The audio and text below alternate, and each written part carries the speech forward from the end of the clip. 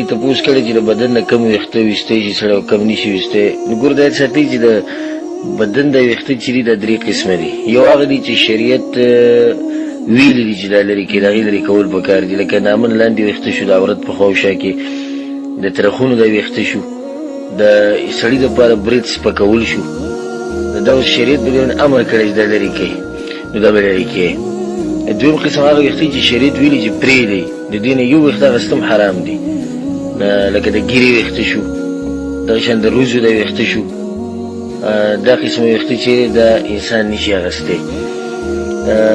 باقي دریم قسم هغه ویښته دي چې شریعت نه د ویلو ویلي دي او نه د اخیستو ویلي دي او نه د پرېښودو ویلي دي.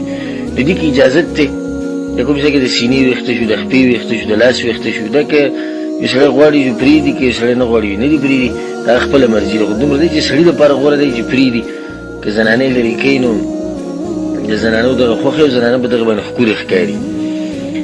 بیا بعض ځایونو کې شریعت کې اجازت ورکړی اوس د مخ د ویښته چې دي، د مخ د ویښته لکه دا بره چې دي، بعض کسان دا ویښته دومره بره راشي چې د پوزې ته رارسي له منډه، نو دې باندې شکل بد ښکاري د سړي نه. که دغه ټیم کې داسې دومره لرې کړي چې د پوزې له خوا او شا چې دا د رینګي دا بره سر چې دا پاک کړي، انشاءالله په دې کې به څه حرج نه وي. والله اعلم.